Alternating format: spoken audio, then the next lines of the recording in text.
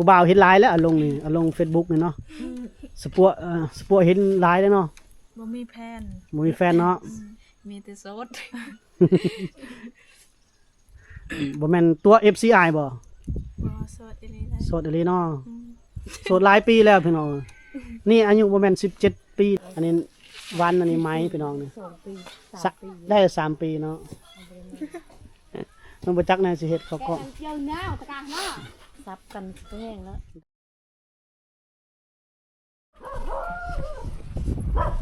มีความพัฒนาได้พี่น้องแต่ก่อนโอ้ย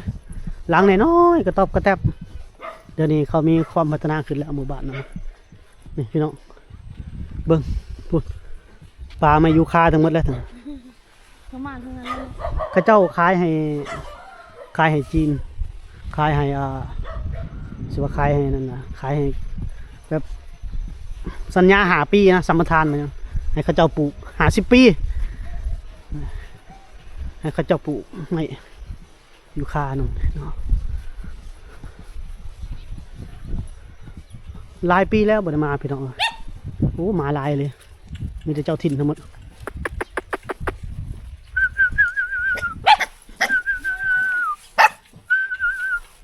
ยานี่แต่ก่อนเฮือนหลังนี้บ่จอยเคยเป็นสะพานบุญให้กับหลวงพี่เพิ่นเนาะข่าวแต่ก่อน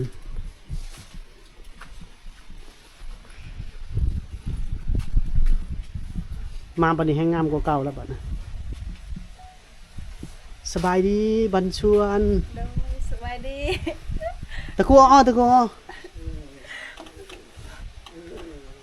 น้องยังก็ไอลืมละน้องเวียงโอ้แห้งงามขึ้นเนาะยังไม่ได้เอาผัวเนาะเวียงแล้วผู้หนึงซื้อได้กับผู้หนึงนะสุเวงจุแลปะบ่เรียวพวงบ่เรียวพวงคิดว่าเอาผัวมาแล้วเดี๋ยวจะพุ่นนี่แหละย่างเนาะงามเนาะมีแฟนแล้วบ่ยังบ่มีเนาะชื่ออ้ายอยู่บ่ชื่อบ่ชื่อแล้วบ่ชื่อจะถ่ายกันนี่เนาะนี่ก็สาวงามบานปลายคนหนึงบ่ได้ไปไสบ่มื้อนี้นะมืดเนาะอยู่นี่เนาะเดี๋ยวชวนออกมาอยู่นอกก่อนเอาหยังนี่พวงเดี๋ยวอย่าพาไปโดนแล้วบ่ได้เห็นพอดีนะพอดีเวงไงเนาะมาปีนี้เขางามขึ้นเลยพี่น้องเอ้ยตะเกาใส่เพิ่นไปล้างหยังเบิ่งมันพี่น้องมันหยังนี่เกินมันหยังพวงกันต่อ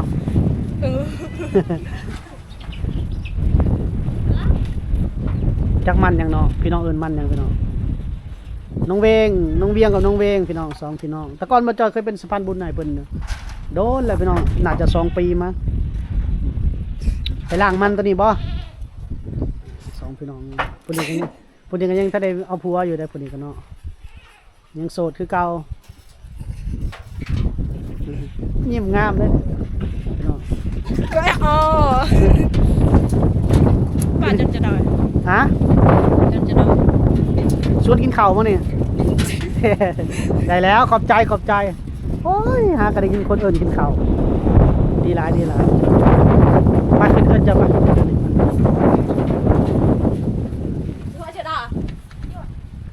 มามานั่งพี่มันมืดอยู่หันมานั่งพี่ตะกูตึงดิสาวชนบทอยู่พี่น้องแต่แต่งโตคือสาวในเมืองเนาะสวยขึ้นเฮือนเพิ่นก่อนตะกูเพิ่นอยู่คันใดนะตะกูนี่แหละจ้ะมันแจ้งแน่ผู้นี้จะเฮ็ดยังผู้นี้เนาะน้องเวงตะกูนี่แหละงามเนาะบ่ได้ไปหากินเนาะมื้อนี้เนาะพวงนี่เจ๊มันแล้วบ่ตะบ่พวงเฮ็ดบ่ยังบ่ได้ขายบ่งามคักพี่น้อง ก็สวยในแบบฉบับสาวชนบทล่ะแต่ว่าชนบทก็ยังงามสำนีพี่น้องให้เบิ่งพ่อแม่ไปใช้มื้อนี้ ตรัง นี่จะประดังนำกันแล้วนี่เนาะแถวนี้สาวหลายแถวนี้สาวชนบทพี่น้องพาพี่น้องมาลินมาเที่ยว ประกอบชมวิถีชีวิตของเขาเจ้าพร้อม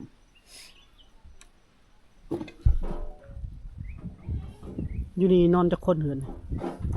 คน ฮะ 2 สองเจ้ากับไผ พ่อแม่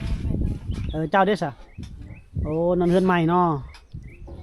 อันนี้พ่อแม่นอนนี่ลูกสาวนอนนั่นจะคนนอนเฮือนน่ะผู้ 4 4 คน เจ้ากับเวงละไผ ยนต์ ยนต์ผู้สาวยนต์กับนอนนี่บ่โอ้คักหลายมีแต่ผู้สาวได้นอนอยู่หั่นเนาะผู้บ่าวเด้ผู้บ่าวมาลินอยู่นี่บ่อ้าวผู้บ่าวแขกเด้ผู้บ่าวตะมอยบื้นบ่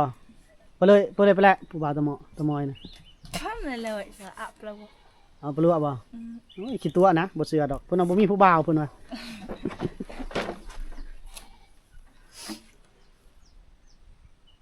ยิ้มงามยิ้มมานะ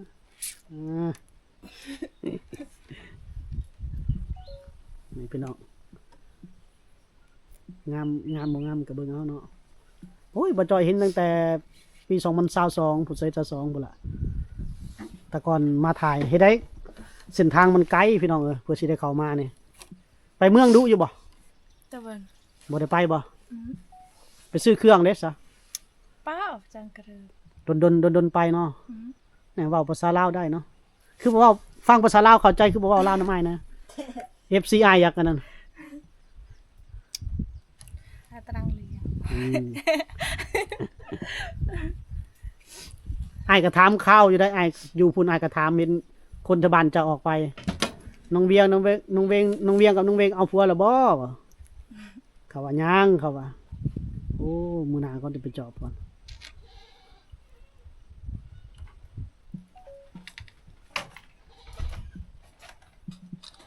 ยิ้มงามด้วยอ้ายถ่ายรูปเด้อครับ1 2 3ยิ้มงามงาม1 2 3นี่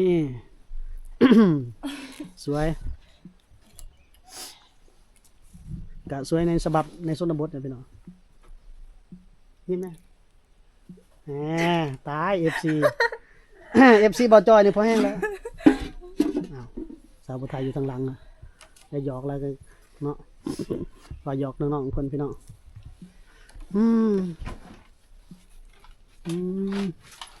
นั่งลงแน่ตะกูแน่มันต้องไปไกลกระดอมาพี่ใจกล้องเพิ่นแหละย้ำมาพี่นะมืดเนาะนี่เฮือนครัวเพิ่นพี่น้องเพิ่นต้มมันหั่นล่ะอยู่เฮือนครัวเราก็จะมืดๆนะพี่น้อง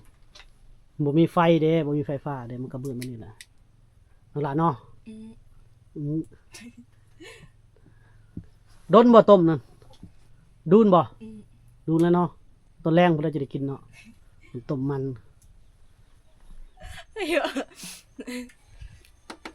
มาหาน้องๆเพิ่นก็บ่มีหยังมาต้อนมาฝากซ้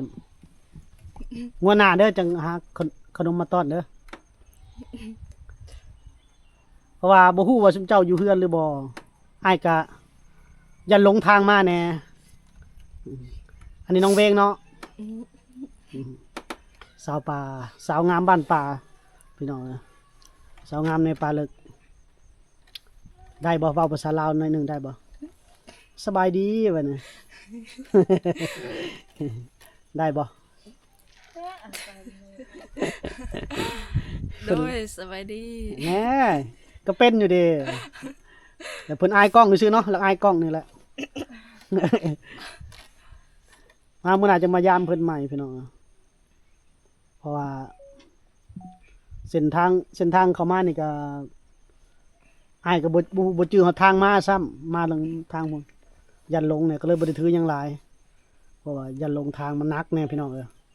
มื้อหน้าอีกอยู่ดีมีแฮงเนาะแถมยังโสดเนาะมีผู้บ่าวเลยบ่ บ่มีผู้บ่าว แฟนเด้อ บ่มีแฟน ยังโสดเนาะคนนี่สองพี่น้องเวียงกับเวงพี่น้องงามคนละแบบงามคนละมุมเด้อพี่น้องเด้อผู้ใดงามก็ว่าคนอุบวบไปหนึ่งมันเวงผู้นี้นะเวียงพี่น้องสองสาวลาวในชนบทโสดเบัดสองพุ่นว่าพี่น้องโอเคแล้วบายบายบายบาย บ๊ายบาย บายบายนะบายนะขอบใจเด้อ โดย มื้อหน้าสิมายามใหม่คือไปเรียนอยู่ผู้พุ่นดิโทรศัพท์นะ บนซองแยก ฮะ ให้เลือกบนซองแยก สองแง่พูดแล้วพี่น้องบอนเพิ่นไปลินเน็ตก็ขึ้นเทั้งผู้พุ่นละว่าสิกลับแล้วก็เข้ามาเห็นน้องเพิ่นนั่งนำกันสองคนบัดนี้ตอนนั่งนี่ก็งามแหละ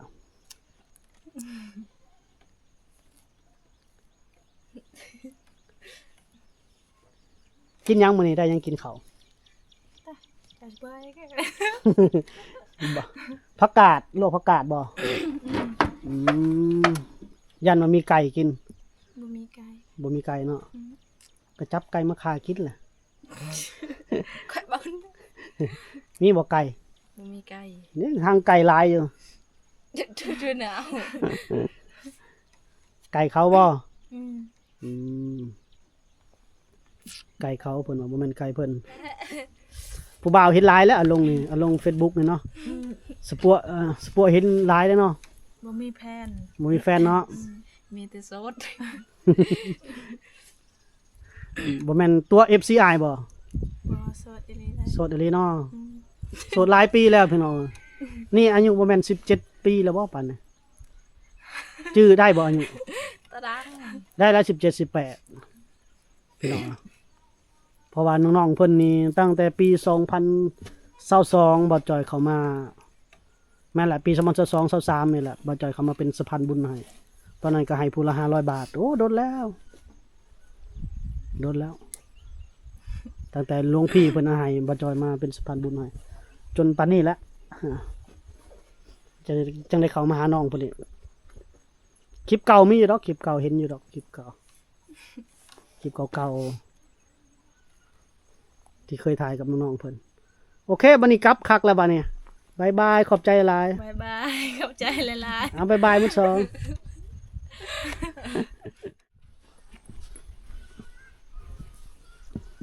มาวันนี้เพิ่นเฮ็ดหูเหินหมดเนาะ เฮ็ดหัวเฮือนหมด บ่เฮ็ดอันนั้นเลย แต่ก่อนเขาบ่ได้เฮ็ดได้หรือว่าเป็นอัน แล้วก็พักก็คือว่าบ่ได้ปุนี่ปุคุหลังเฮือนเลยเนาะ การพักนี่รู้สึกว่าเขาเจ้าเริ่มปลูกแล้ว คุหลังเฮือนเลยแต่ก่อนเฮามาใช้เห็ดผัก แม่นๆก็น่าจะมีแบบว่าอันหยังวะ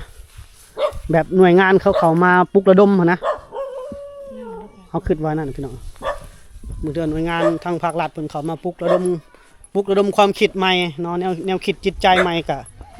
คันว่าทางว่าภาษาอังกฤษว่า mindset เนาะทางลาวเขาเอิ้นปลุกระดมความคิดแนวคิดจิตใจเปลี่ยนแปลงแนวคิดใหม่พฤติกรรมใหม่เนาะพัฒนาขึ้นแม่นแหละแต่ว่าเขาเจ้านั้นพักป่าก็มีบ่ตาอึดแหละพี่น้องพักป่าก็มีกินตลอดแล้วเขาเจ้าจึงบ่ค่อยได้ปลูกพี่น้องพักป่าไปเก็บพักแต่ละอย่างมานี่แห้งแซ่บกว่าพักเฮาปลูกอีกแถวนี้สุหลายเด็กน้อยบ่มักนุ่งทรงพี่น้องจังย่านบ่จ่อยย่านแห้งเลยนะกลัวเฮาย่านอย่างอื่นนี่ ๆเรือเรียก นี่อย่าเผาไปน้องยังก็น้องวอนบ่วันนี่ก็ลืมเลยเว้าไปว่ามาก็ลืมวันกับไหมน้องวันกับน้องไหมพี่น้องสองสาวงามในชนบทผู้นี้ก็ได้ถ่ายรูปลาวบ่ได้แต่ก่อนเลยน้องวันโอ้นี่ก็เป็นลูกหลานน่ะตัวเพิ่นไปบ้านตะนางป้าเพิ่นเนาะก็แม่นล่ะนี่ก็ผู้นี้ก็เคยไปแหละป้าเราก็เป็นพี่น้องกันกับเขาน้องใจหั่นป้าเขานะ ไล่ๆมาแล้วก็ญาติเขาหั่นแหละไล่รวมกัน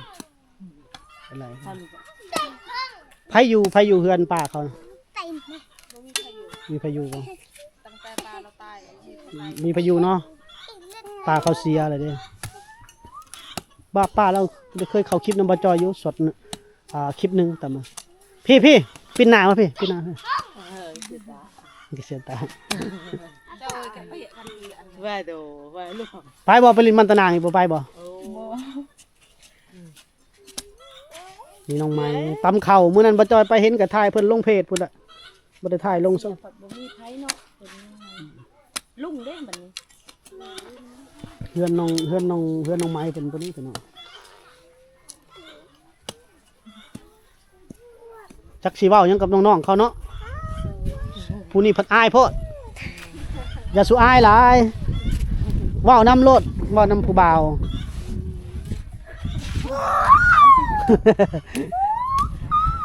เดี๋ยวจะพา FC มาลินนำเฮ็ดได้นี่เว้าเป็นบ่ FC มาแต่ไทยพุ่นมาลินนำมานี่เว้าเป็นบ่สวัสดีค่ะ แข่งกันได้กับไทย สวัสดีค่ะเอ้ย ดัดแบบแนวกระด้างคือมอมเลยช็อตตั้งแนวกระด้างพี่ นี่ผู้นี้ ชาตัวพ่อยเดี๋ยวจะไปแนวกระด้างแนวกระด้างเมื่อยมอมกระด้างเสร็จแล้ว บ่จอยมาปีนั้นจักเล่าซำใดเด้ผู้นี้ไม้นี่น้องไม้นี่ตอนนั้นมาถ่ายเท่านี้ก็สิแม่นบ่ค่อยได้เห็นเนาะบ่ได้เข้ากล้องน้องไม้เนาะ น้อยหมดเลยคนมาเขาไม่ได้มากเลย อันนี้วันอันนี้ไม้พี่น้องนี่ 2 ปี ได้3 ปีเนาะมันบ่จักแน่สิเฮ็ดเข้ากล้อง เจียวแนวตะการเนาะซับกันตัวแห้งแล้ว ได้แล้วพี่น้องเอ้ย ได้ เฮาก็ ตัดแม่เลยเนี่ย ทางพี่เฮือนน้องย่อนพุ่นพี่น้อง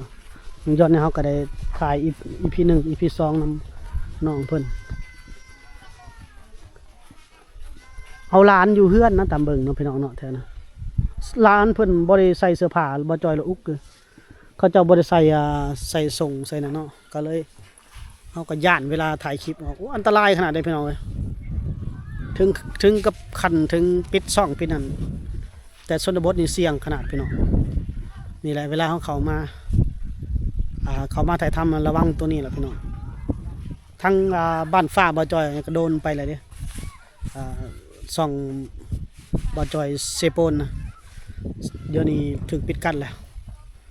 ยังแก้บ่ตกอยู่พี่น้องก็ย้อนสาเหตุหลักๆกับประมาณนี้แหละพี่น้องเนาะบ่จอยสิเดินทางไปต่ออีกหมู่บ้านทางหน้าพี่น้องเนาะหมู่บ้านน้องนกพี่น้องฝากกดไลค์กดแชร์ไว้เด้อพี่น้องเด้อบ่ฮู้ว่าเราอยู่หรือบ่มื้อนี้เนาะไปเดินทางต่อพี่น้องติดตาม EP ต่อไปเลย